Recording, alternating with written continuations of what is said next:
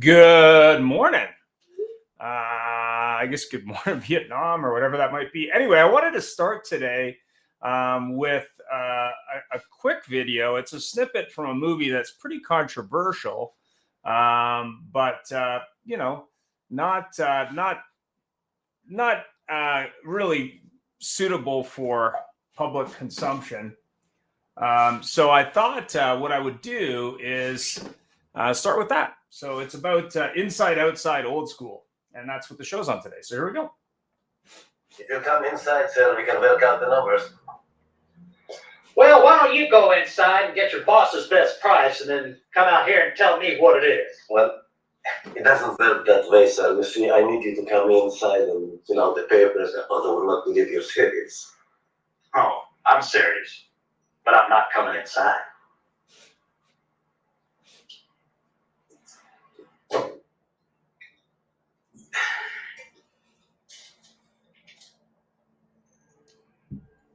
This is the sticker price. If you cannot come inside, sir, this is the best we can do. Maybe you don't comprende, snowflake. I will buy this car, but I refuse to come inside.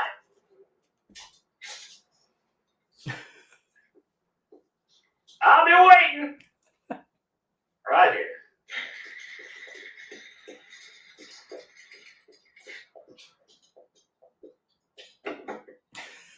That's it, my friend. Almost done with the figures we have worked up for you.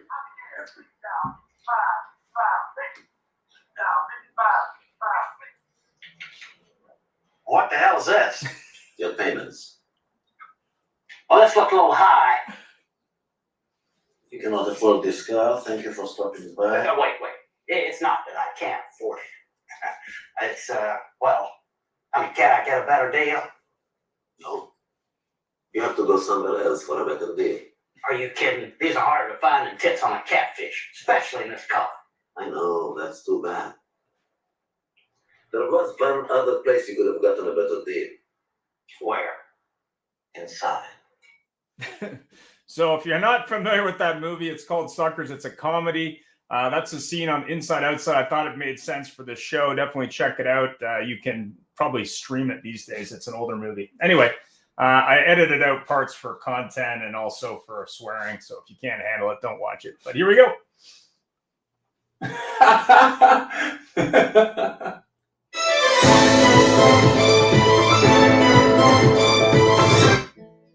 All right.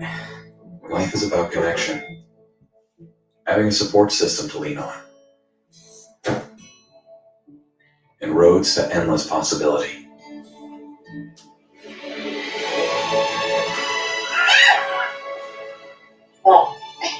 At every turn, guiding the way, we are building the connections that move you.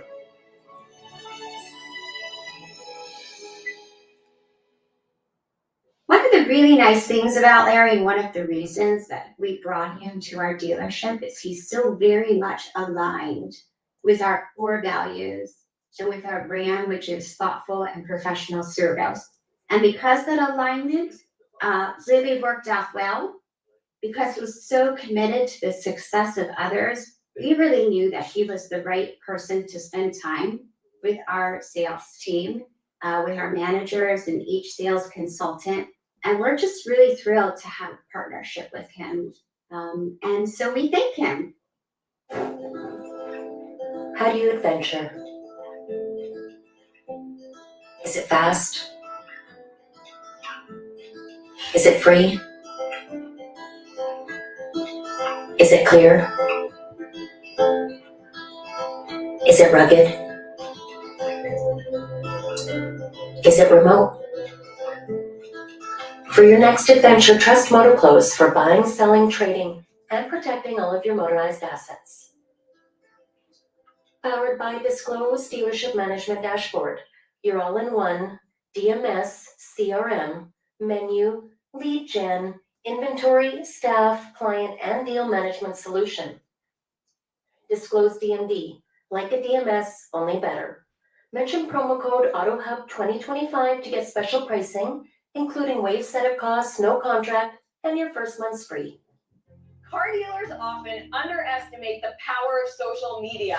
Are you wondering why my face is plastered in your newsfeed? Are you a GM, dealer principal, or a manager at a car dealership wondering why you see me all the time on Facebook, Instagram, LinkedIn, TikTok, and all over social media? Well, that didn't happen by chance. I target car dealers that are in-market shoppers for social media services, and I'm going to do the exact same thing for you so that you target in-market shoppers for your brand of customers that purchase your vehicles. During my Viato days, helping car dealers appraise and price cars, everyone was asking me, what do I do on social media? What do I do with Facebook, Instagram, TikTok?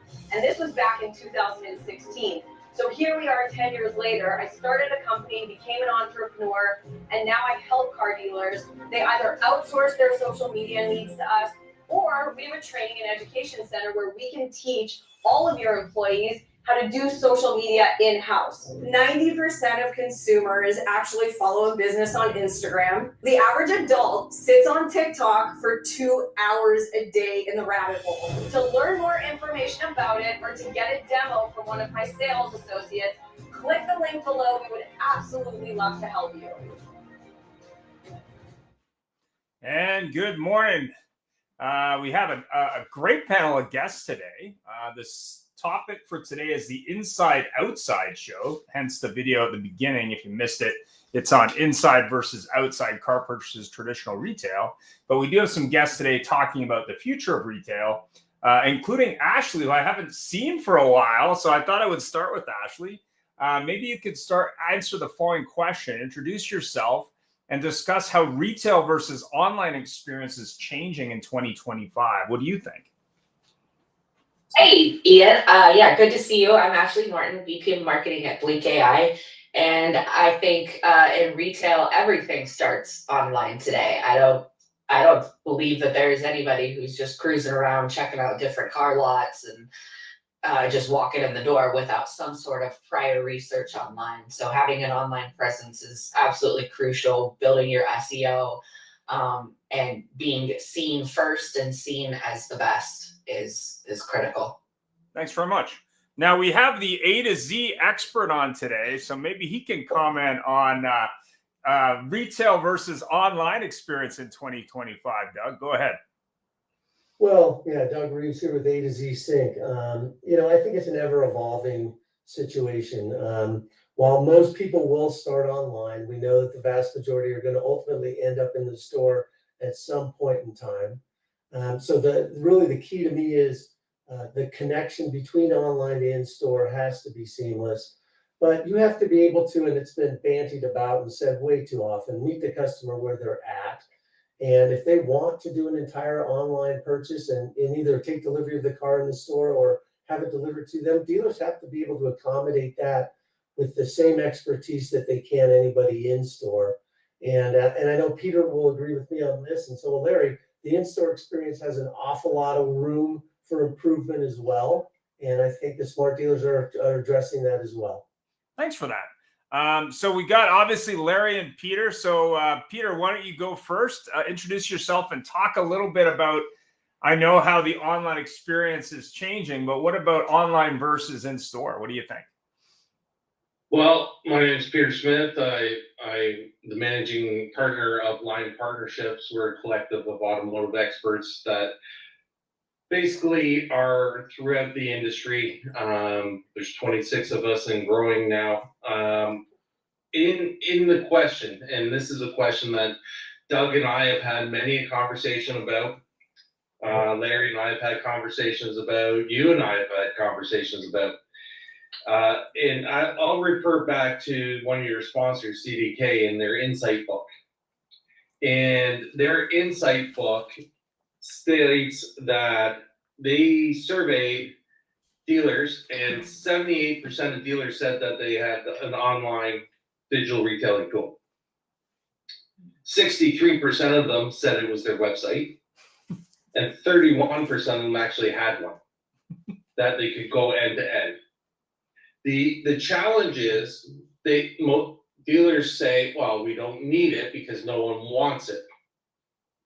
Well, that's so far from the truth, it's not even funny, because you have the world's largest retailer, Amazon, entering in the car business. Why? They don't have brick and mortars. They're 100% online. They're doing it because people want it. Carvana, CarMax, Rivian, Tesla, they're all 100% online. You look at how they're accomplishing what they're doing, and people are paying more for it because they want that experience. Yes, there is this situation where people want to come into the dealership, touch, feel, and drive the vehicle before they make the decision. However, that will be eliminated, and it's being shown in all the latest studies that if a dealership offers a return policy of 3 to 10 days, they will buy 100% online, and they won't go to the dealership.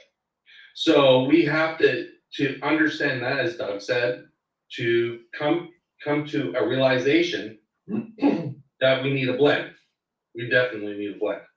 All right, thanks for that. So we have Chad Collier on. I guess he's camera shy, but Chad, maybe you can talk a little bit more about what you do and your thought on online versus in store. Hey, thanks, Ian. Sorry, my camera. I don't know what is going on with my camera. I turned it on for a second and I'm upside down, so I got a little a bug in my computer, I guess. But yeah, so Car Saver is we power Nissan Buy at Home. So we're the online car buying program for Nissan and a lot of the Nissan dealers in the U.S. We also power the marketplace for Walmart and Walmart's car buying experience. So we definitely see a more and more consumer demand to want to purchase online. We see more and more dealers with I want to say an interest of how to execute. And so for a lot of dealers, it's been, hey, let's do an omni-channel, let's stick our toe in there, let's let them do most of it online and then finish at the dealership. And so we spend a lot of time, like with the Nissan program, we spend a lot of time working through what that omni-channel handoff looks like. Is it seamless for customers to go from online to in-store and have a expedited experience? If they're going to do the work online, can they really save time when they get to the dealership? Is it integrated with the right tools at the dealership so that the dealership can really facilitate a quicker buying experience, more seamless for the customer, and have confidence to move it through their systems, whether it be their CRM, their desking tool, their DMS, their loan management system, whatever the tools they're using. Is it easily integrated? Does it pass all the data? And does the dealer feel confident? I think that's a big one that somebody hit on earlier, is the grosses. And we're seeing a lot of these grosses from, obviously, Carvana's last quarter. They had significant results. Their grosses were fantastic. And can we get physical dealers comfortable with the grosses and comfortable with letting a customer kind of desk their own deal? And what we find is a lot of times the grosses are higher. When a customer gets to choose and doesn't have the pressure, the results are actually higher. So it's been interesting. We've had the opportunity to work with Walmart for almost a decade now. And when we first started working with Walmart, they're the largest physical retailer in the world. So they've got more brick and mortar physical footprint than anybody. And it was interesting seeing how they approached Walmart.com a decade ago and how they approach Walmart.com today. It's a significantly different shift and a significantly different change in just how they approach the business and how they're serious about e-commerce and growing e-commerce if they want to grow. So I think I saw a post the other day Todd Smith put on LinkedIn, and it had a Chick-fil-A store, and the physical Chick-fil-A store had a window for Uber Eats and DoorDash and the others. And even a Chick-fil-A, you guys see it. You drive by Chick-fil-A, there's a line, down the street of people waiting to get through the drive-through. But even Chick-fil-A is putting in, delivery services within their showroom and putting dedicated space in their physical stores to accommodate that. So it's coming. It's going to continue to come. And the last thing I'll say is I think there's a real advantage for the Carvanas of the world, because Carvana wakes up every day and that's all they think about is selling a car online. They don't think about anything different. They don't think about a meet and greet or a 10 steps to a sale on the dealership showroom or having to hire salespeople. They're not thinking about those things. They're thinking about how do we sell more cars online today. And when you have an entire business, an entire company focused on that, that's really where you start to get the win. So I think as dealerships start to get more focused, at least put some dedicated resources behind what do we really want to be in e-commerce and have focus with a person or a team and their leadership team, I think dealers are going to be more and more successful. All right. Thanks for that. Mr. Larry, and sorry about your camera. It's not good being upside down, I guess. Go ahead. Go ahead, Mr. Larry. What do you think? Chad, I just wanted to tell you your camera's fine. It's actually, we're all upside down. It's just an optical inversion. It happens. I think the hybrid model is going to have to work. But the one thing, whether you're online or you're in the store in person, we need to be expedient, we need to be professional, and we need to communicate better. Because I've seen a lot of really stupid online communications, and I've seen, the only word is a mega plethora of in-person stupid communications, where people, Doug, if you would cancel the Comedy Channel if you came to one of my training sessions. Because in between day 1 and day 2, I send them out the mystery shop to look for a car for their sister who just had a baby or their daughter that just had a baby. Nobody says, "Oh, congratulations, boy or girl, first time being a grandpa, being an uncle. You know your daughter better than I do. Let's get her something safe for her and the baby." Just doesn't exist. And I see the same stupid things online where somebody asks a question and it's a perfect chance to build a bridge and be friendly, and instead they give them a road answer. It's like the computer button kicks in.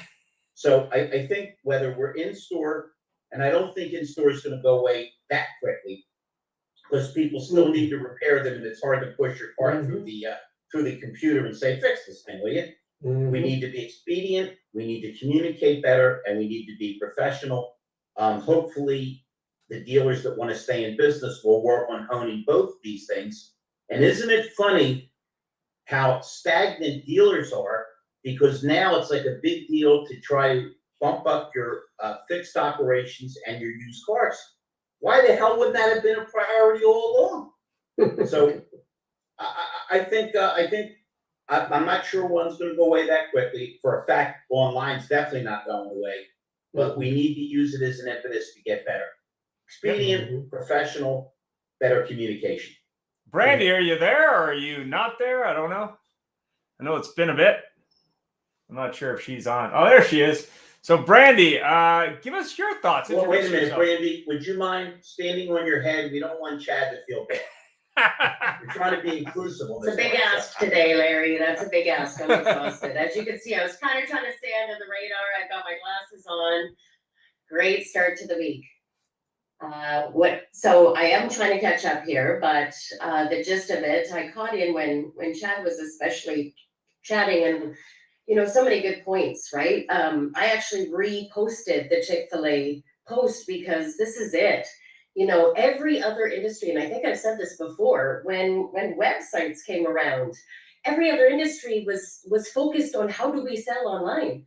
And us, we were like, how do we hold our information hostage more so that you can call us and you're forced to call us rather than just say, hey, here's the full disclosure pricing. This is what you're looking at. So I think most importantly, us catching up is it's actually kind of embarrassing how long it actually took. And, when we talk about a lot of people, the real buzzword when that comes out is omni. Let's go with omni, the omnipresence. It should be the same in-house as it is online, and it absolutely is not. And exactly what Chad was saying, though, they focused on not only how do we accommodate this newfound business, but also how do we make it seamless. And we really struggle with that in this industry. Fantastic. So, Brandy, let me just jump in on that for 1 second. Websites, we, as you said, we struggle to give people information, and we gatekeep it all the time. You have to go through the lead gen to get into the website, otherwise you don't get information. Toyota is leading the charge there, and they only allow a dealership to have one gatekeeping opportunity per visit. So if you go to the website, you are one gatekeeper. As soon as you exit off on it, you have to go find it to get back to it. It's absolutely amazing. Toyota's leading the charge there, and I agree wholeheartedly. And then you have guys like Sewell, that Sewell turns around and doesn't have any gatekeeping whatsoever. You just put in your zip code, and they'll only for tax purposes, and they'll give you a penny price all the way through. And why is Sewell the customer for life? Yeah. Well, and what's interesting is they held the information captive, and then they didn't even train the people that were supposed to be responding. So now we have this, hey, we're just going to flood you with leads, but we're actually not going to give you the training to properly profile against the client, what their needs are, what their wants are. Even to add to what Larry said, he tests every day dealerships and their responses, and nobody has that empathetic side. So yes, while things are going so digital, you really, every stop needs to be inspected. Yeah, I agree. I mean, we have so many tools. You touched on the Toyota tool where, yeah, we've now given you leads, but once they show up at the dealership, they're back at zero. They're back at MSRP. They're back at figuring out what vehicle they were even interested in, that they took their time to do their homework and showed up at the dealership, and now you're back at square one. And it's a very frustrating experience. Yeah, especially when you spend all this time. Being online with somebody, trying to explain your problem, and after 8 frustrating minutes, they transfer to somebody else, and you start all over. I'm thankful and grateful because my business continues to expand because of the level of incredible stupidity. I say it to rookies all the time, and they laugh, but it's true. What do salespeople talk about all day? It's not sex, it's not sports, it's that there's no business. And then when a car pulls up, 3 idiots go, "Oh, he's not a buyer, send the rookie out." When you're that self-fulfilling of a prophecy that's defeatist, where are you going to go? Every one of these people is an opportunity, and if they happen to have a problem, that's a great opportunity. We love people that solve our problems. Yep. So let's even think about this, Larry, and I have a question for you, is when you train people to go out and do the mystery shopping, which I've done the same as well, that's day one of training, how often do they come back absolutely impressed? How often? I had 17 people in Florida. You might have seen my post on LinkedIn, and one person came back and was impressed. Now here's what I said. I said, "Wow, look, that was my heart good because I really don't want to be one of these people that knocks the industry he's involved with. Tell me about it." "Oh, they were really nice." "Oh, great. Did they give you a card up front?" No. "Did they call you by name?" No. I said, "Boy, would I love to have you as a customer because you have the lowest standards on earth." The problem is, they say with terrorism, the problem is we have to be right all the time, and the terrorists only have to be right once. In sales, Grant, I completely rebel against most trainers. I just do. I'm not going to, be disrespectful, but I'm not into, here's the phrase, you have to memorize it, here's the cliche. I just try to tell people to smile and think and put themselves in the other person's set of shoes, and maybe something good will happen. But if you think about it, I say that, I almost feel dumb saying this, Doug, but I say it in front of every class. Before we start, I have them write down with them what's in it for me, and it's not a Joe Verdiism. Pike had it before Verdi, and I have them write down the long line. Whatever you talk about that isn't about money makes you money. What a fabulous oh, we'll come back to the car. Tell me about the baby. Nope. I love it when they say, why isn't she here? Well, because she just had a baby, which is what I told you, stupid, if you would listen. Or tell her to look online.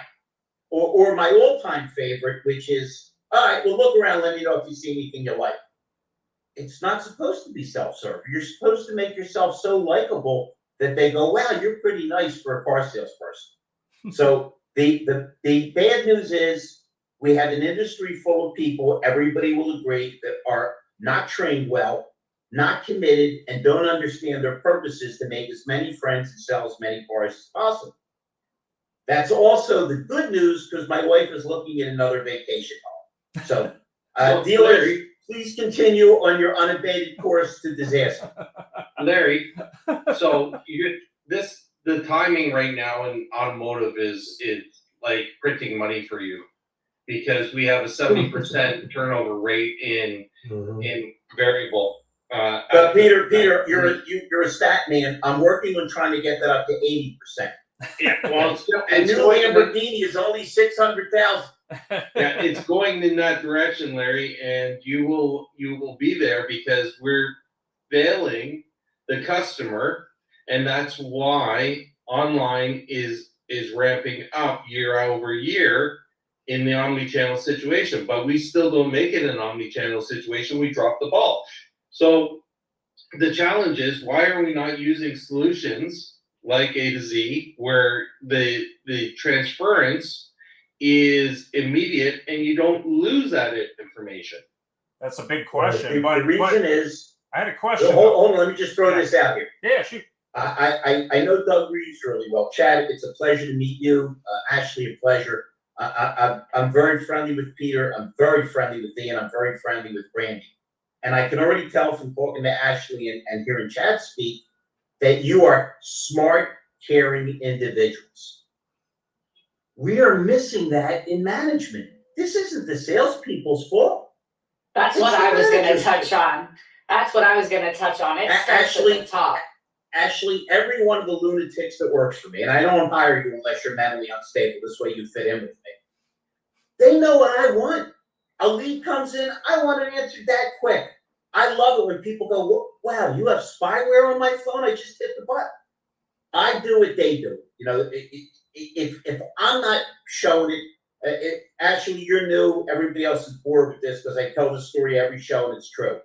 I'm on the job 2 days and the GM is leaving and the operator says, boss, you have a call. And he says, tell him I left.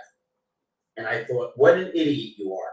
If it's somebody with a problem, you look like a hero. Overnight, they want to kill you. And if it's somebody that wants to buy 2 cars, they'll find somebody that'll pick up the phone. So it's really, and you know who else it is? And I can say this as a former dealer. It's the dealer's fault. This isn't the old days where you could put on your credit card $5,000 and you were a franchise owner. This is millions and millions of dollars. If you're not paying attention to your GM, if you're not having people call the service department to see how long they're on hold or how they're treated, shame on you. Now, listen, I wish I could tell you I'm 16. I'm an old guy. I've seen Pontiac go out of business. I've seen Oldsmobile go out of business. I've seen Sam Goody and Power. I mean, I've seen places you would never thought go out of business went out of business. Because as Mr. Smith will tell you, things change. Okay? And as we'll all tell you, if you don't move forward, you go backward.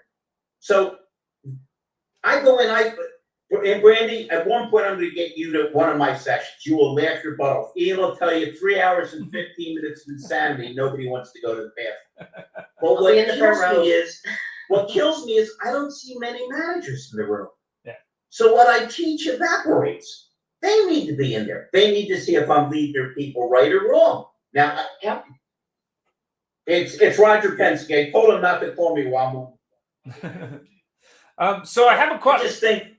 Yeah, go ahead. I'm sorry. Yeah, I have a question for Chad. I mean, we're obviously talking about online buying in the future, and I know that during the pandemic we had some challenges with online buying going well and then not going as well. I mean, obviously those numbers may revise this year. What are you seeing as you work with Walmart on that? Do you see an increase in the online part, or I mean, how does that work out? Yeah, so with Walmart, we've been through an evolution. Some of you guys may remember with Walmart, we started with physical car buying centers inside the front of Walmart stores, similar to like a Tesla showroom with kiosks, these big giant kiosks where customers could go find their car, do their financing, insurance, and do a full experience right there while their groceries are in the cart at a Walmart store. We learned a lot through that. We actually had some good success, but one of the things we learned is when customer goes to a Walmart, there's so many items there that they're on a mission to get what they went there for, and trying to interrupt them after they check out to ask them to stop and look for a car is they're not in the right mindset. Like I came in to buy milk. I didn't come in to look at a car after I've checked out for my milk. And so we learned a lot there that, hey, this is a good step to the right approach, but really what customers want is to be able to do it sitting on their own time and sitting on their couch at home or wherever they may be at work, whatever, and to be able to do it on their phone. And so we've really transitioned to integrating the product, and there's some things I can't disclose today, but you're going to see more from Walmart in the future, and more with the full online experience coming soon. Fantastic. Hey, also, Chad, Walmart is to be commended because they're the first big company to sell to aliens. Because I see many of them in the store. Interplanetary commerce. Larry, I love. I can only imagine your 3-hour training session. It's got to be I can only imagine what it's like. It's wilder than this because when I come on Ian's show, he medicates me. You should see me when I'm not restrained. I bet there's lots of laughing, probably a few fist fights. Probably a lot goes on there, but Walmart. I think you got to appreciate Walmart's within 10 miles of 90% of the U.S. with a physical location. Hey, Chad, hold on for 1 second. Can I just throw something in? And I'm not kidding now. The reason Walmart became Walmart is because Sam Walton truly believed that the boss wasn't him, it was the customer. And he would do spot checks all over the country. And if you went into a Walmart, you were like, wow, this is an inexpensive store and everything's laid out perfectly. I don't think his kids could have built the business he did, because if you go into a Walmart now, they just don't look as sharp as they did when Sam was alive. Agree? Well, when Sam was alive, I don't know that I was inside of Walmart a lot, but the Walmart Supercenter has definitely evolved. A big thing that they did was groceries, like shifting to groceries. And a lot of people said, you'll never buy groceries online. Who's ever going to buy groceries? Like, one is you want to touch your fruit. You want to look at the meat before you buy it. Nobody's ever going to buy groceries online. And now Amazon, Walmart, there's plenty of people selling lots of groceries online. Matter of fact, there's a lot more percentage of groceries sold online than there is cars sold online today. So that gives you an idea. If people can buy meat and vegetables and things that spoil without seeing them, yes, it may seem like a small purchase, but something going in your body is important that you get that right. So, but do you also think, Chad, actually, and you touch on something so important. I've watched a little bit of that evolution, and they started now drilling down to how do you like your bananas, right? Yeah. So now they've said, okay, there's people who love bruised bananas. There's people who love, ripe bananas. There's people who love green bananas. Now we can cater to that, and you're not making less sales. You're actually making more because you've catered to what the people want, and that's where we've so sadly failed. Yeah, well, go ahead, Chad. Go ahead, Chad. Sorry, Chad. I just wanted to jump on what you were saying there. Here's one thing that was said when Walmart came around in the early, I believe it was the early 60s. They said, oh, it will never take. it'll never go. It'll never be there. And that was Sears, Kmart, and a number of other retailers. And where are they now? They're gone.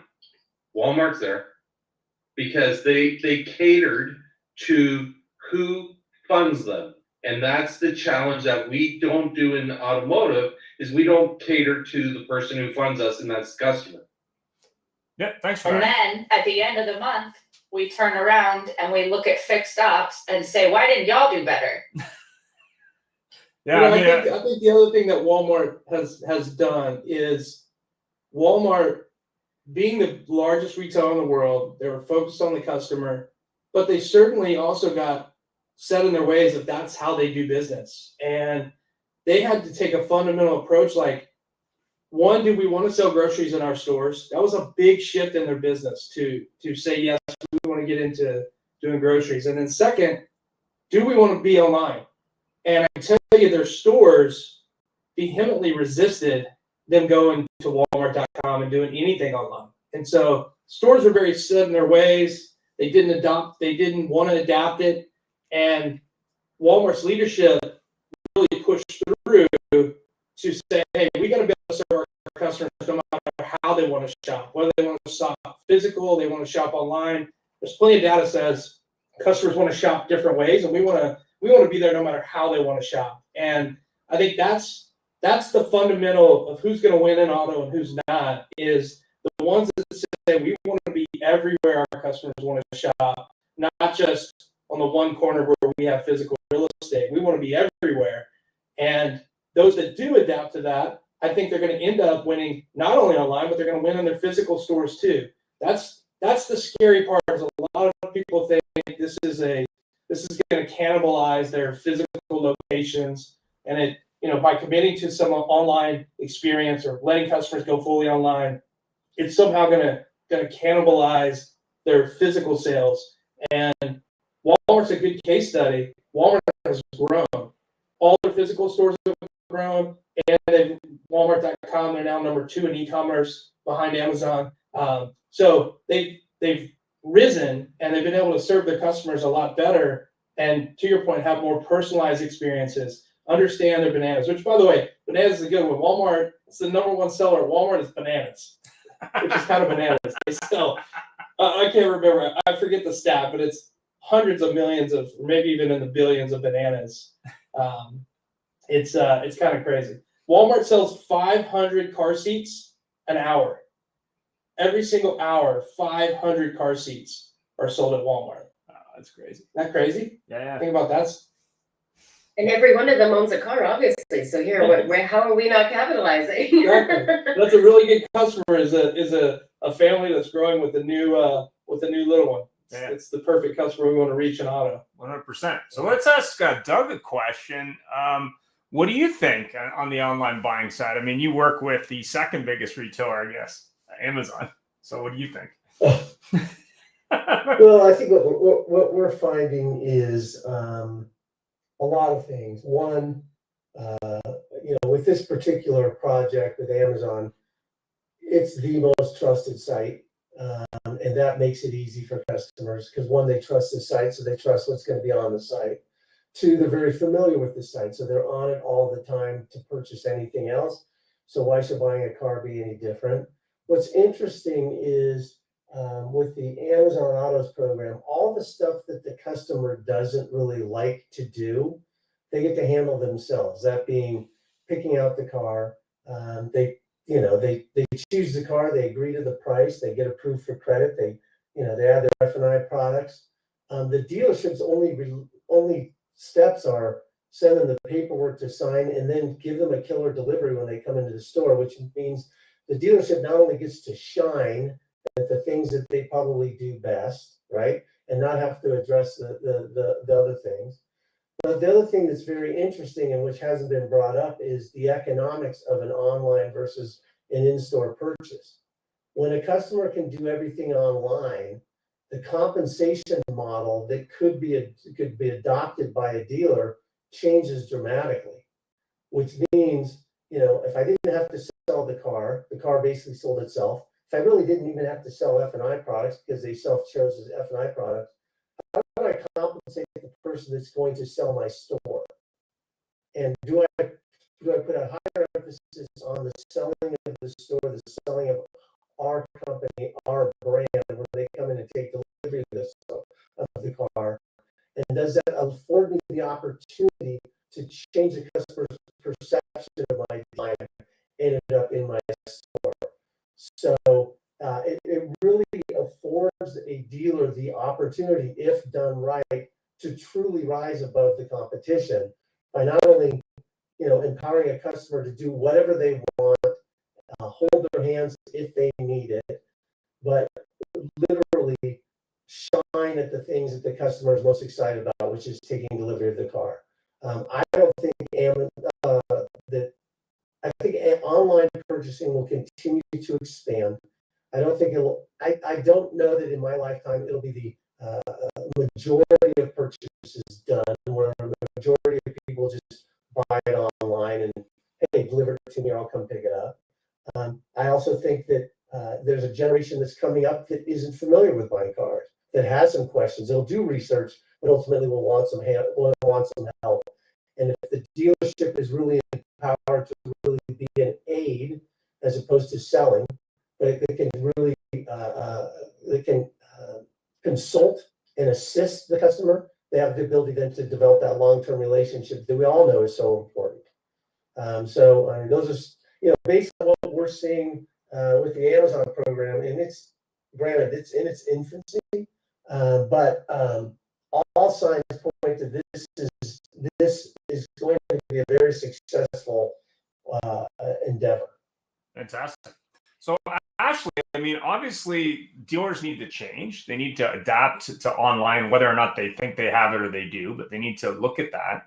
What do you think that they should change first? Like, I mean, you deal with dealers in the AI side. I mean, what do you think, if you were a dealer, put your dealer hat on, what do you think you would change first if you weren't doing this properly now?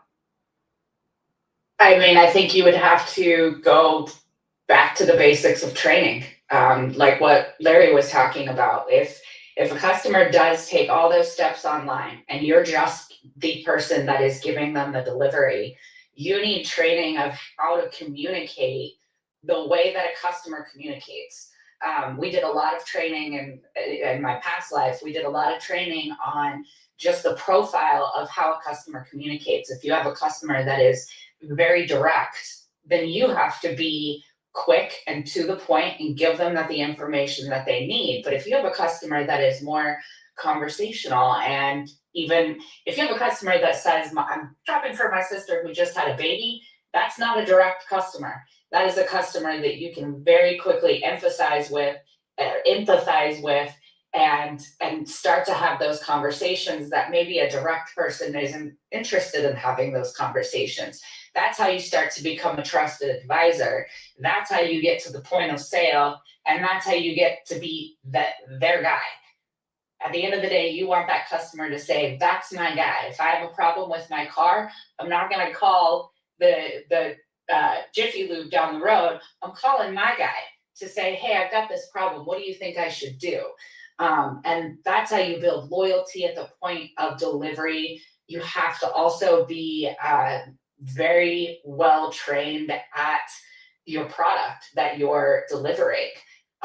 There's several OEMs that they do not automatically enroll customers in the telematics programs where the car is going to tell the customer that there's something wrong before the check engine light comes on. And at the point of delivery, we skip that step so many times that we're not even giving our dealership the opportunity to retain that customer by reaching out to them first and saying, hey, guess what? This may be wrong with your car. We're not doing recalls properly. We're not doing anything on the fixed ops side properly because we're not starting it on the side of delivery. So in terms of, you think basically it's a training exercise where they got to get back to basics. Brandy, I mean, you deal with a lot of dealers that, are doing different things in finance, assets, and different things. I mean, what do you think needs to change? Yeah, I couldn't agree more, actually. And Larry has said this a million times, Peter said it a million times, even Doug, it is back to basics. It's, here's the thing, and I've watched as the AI world has come about, and the buzzword that it's created, and so many people are, does it do AI? Well, sadly, it's, for me, the first thing that comes to mind is, you're walking yourself out of a job if you don't implement yourself somewhere in that process, train yourself. But I really feel like all of that, there's training and then there is just personality. And where I really think our industry fails is we fail to profile a client properly. Like Ashley was saying, we fail to profile staff to the client appropriately. Like I drive a Mach, but I'm always Mach 3. I'm a fast speaker. I should be paired up with somebody high energy, etc. For me to drill myself down and take a step back, that's a real difficult thing for me to do. And I can actually recognize that I might not be the most appropriate person to be paired up. So why is management not implementing that? And this also really does start with, hiring. Basics, do the people have what it takes to stand out when the whole process has been done online?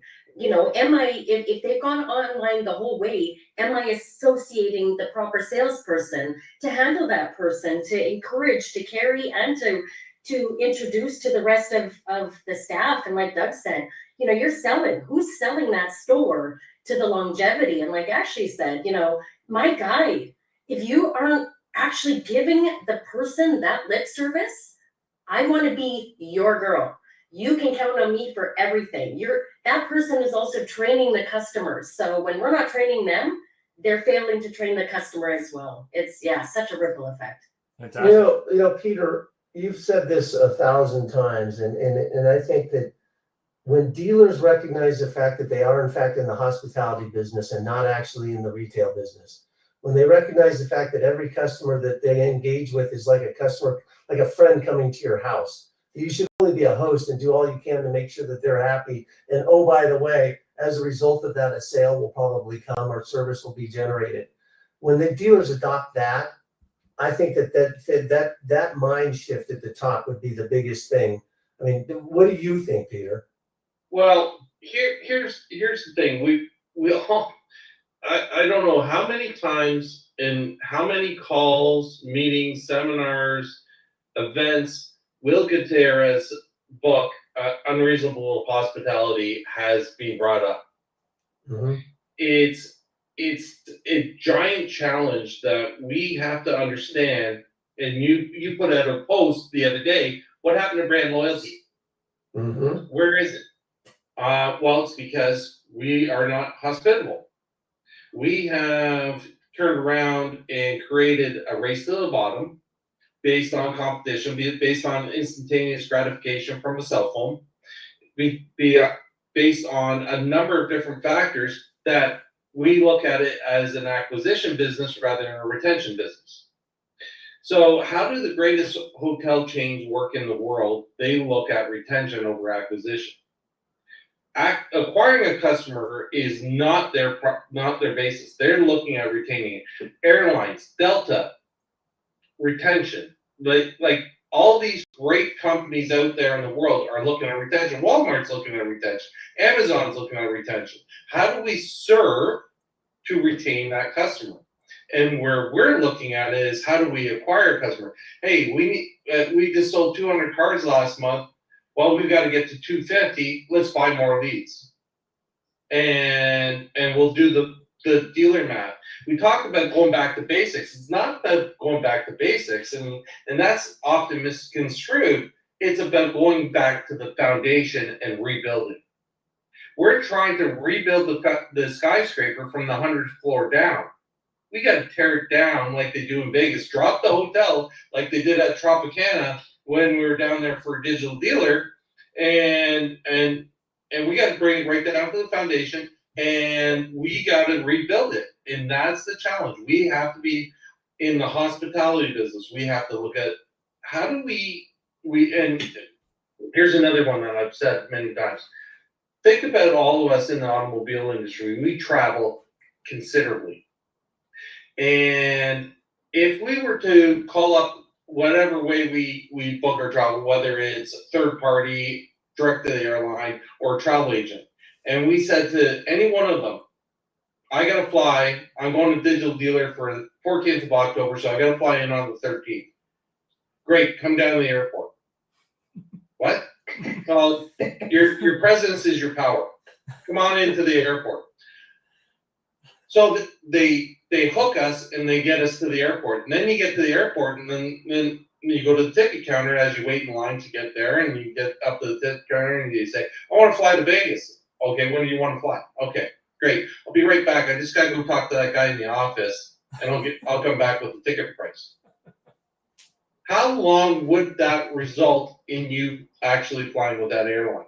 How many times would you repeat that process? You wouldn't repeat that process. It's not hospitable at all, and you would move to another solution. That's why people are moving to the solution of online buying, because they're fed up with it.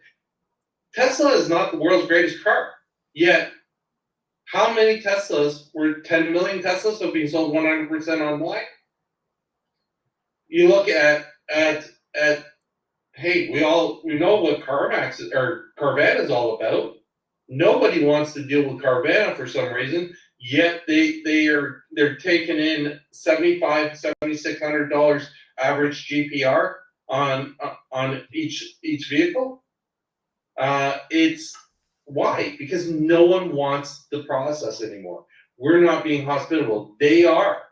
And they're eating the lunch of dealers. And dealers have to come to the party and say, we have to change it. And if they don't, tar pit.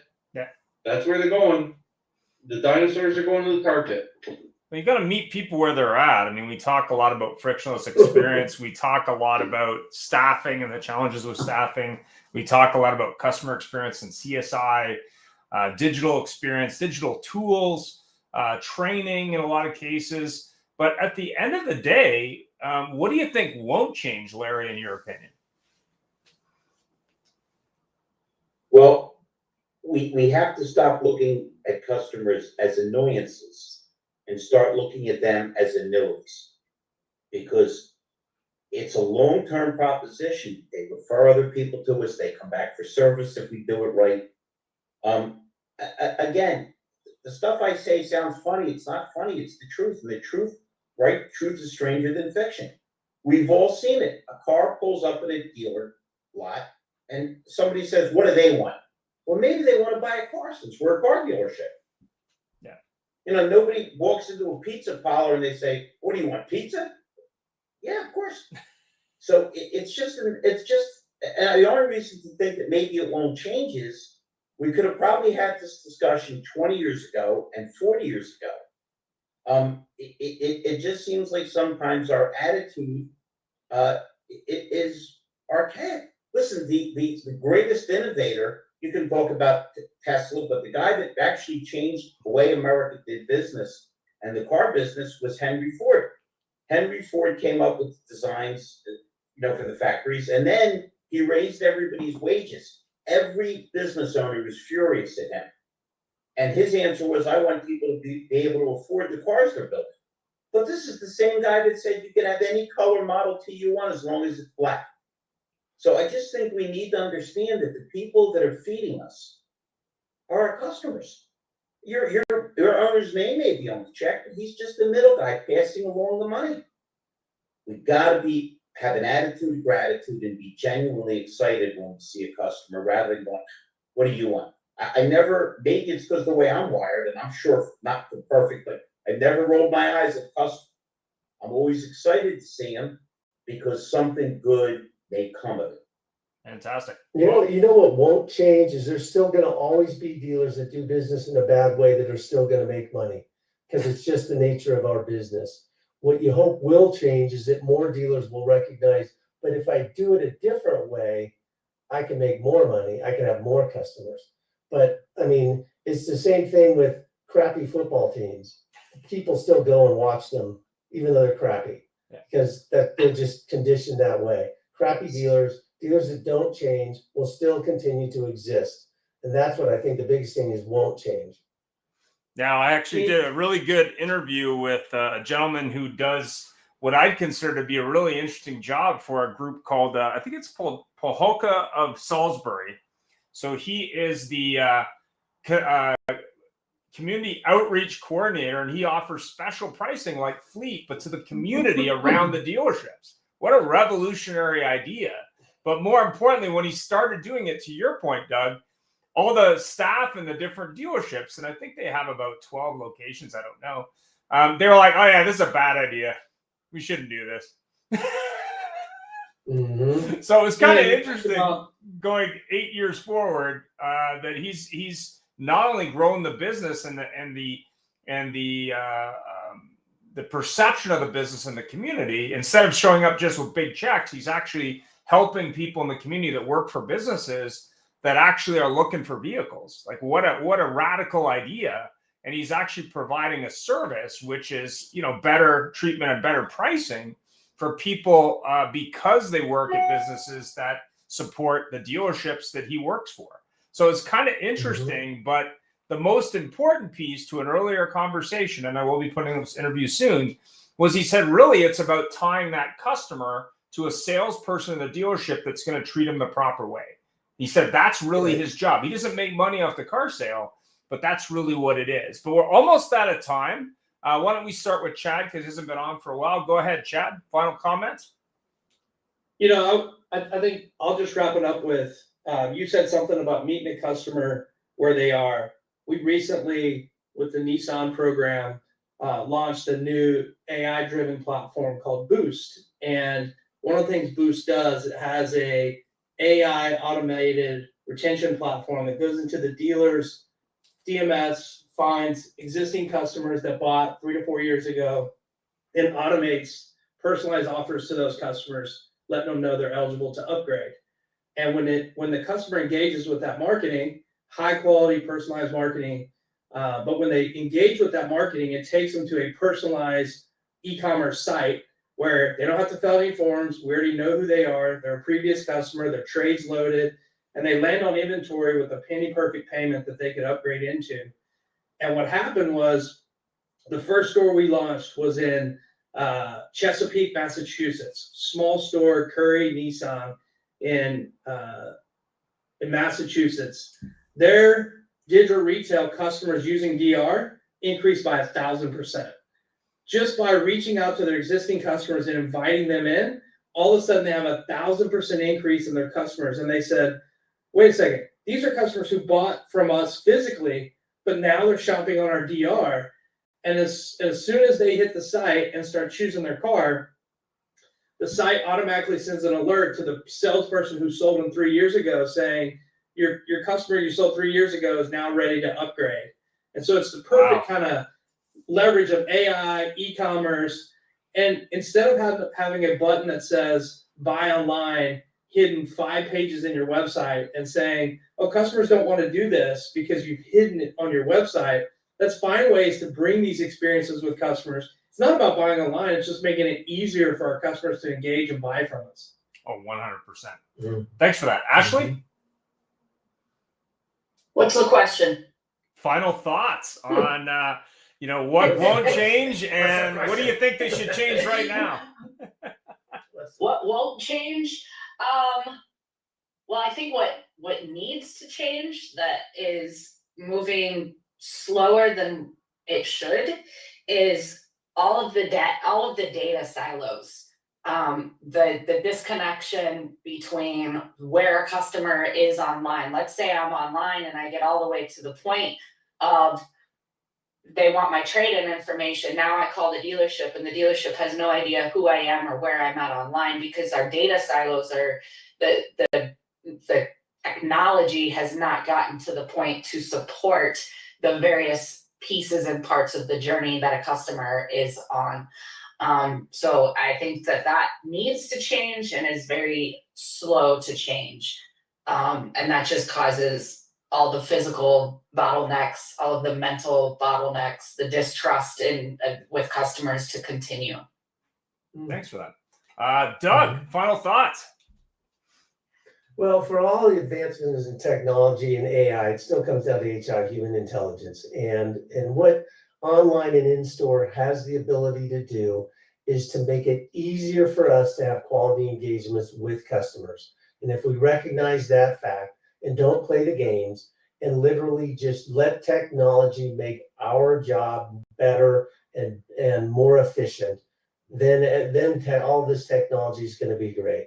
But if all the technology does is gives us a bunch of data, but we're still a bunch of buffoons trying to deal with it, it doesn't really even matter. Fantastic. Brandy? Yeah, no, I agree on every single point mentioned. Unifying your data absolutely has to change. You can't really talk stats if it's not true data actually feeding in. And I always laugh on that side of closing ratios, etc. The other thing I really want everybody to really stop and think about how absolutely fortunate we are in this industry to, when you take out the stress, you get to hang out with people buying. You actually get to go on the shopping experience with your client. And if it's done properly, like Larry said, you have a good time with them, you make them love you. That was always my trick. I'm usually more excited than the buyer. And that brings them up a notch, right? So you are contagious, your energy is contagious. Really have a good time with your clients and you'll see the magic that changes just from that alone. Thanks. Larry? I Ben Franklin quote, when you're finished changing, you're finished. Great. Thanks for that. Peter, final thoughts. Well, I kind of mimic what Randy is saying. I remember one of the last retail jobs I had was with Volvo.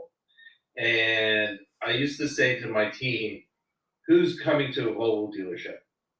Accountants. People who want to buy a Volvo. They don't come to a Volvo dealership for any other reason. They're not coming there to look. They're not coming there to see what they're like. They're coming there because they want one, because they understand the reasoning behind it. It's the same for every single dealership because we know the stats. It's 1.4 dealerships per visit or per sale. Don't screw it up. Make it exciting. Enjoy the journey with them. Make it special. Give them the hospitality. Be transparent, and everything will change. Thanks. Have yourself a great week. Thanks for watching, and we'll see you on Wednesday for Lethal Sales. If you are looking to grow your business in 2025, sponsorship opportunities are available for the Auto Hub show and Lethal Sales for a limited time. Reach out for questions. Bye for now. Thank you. See you, everybody.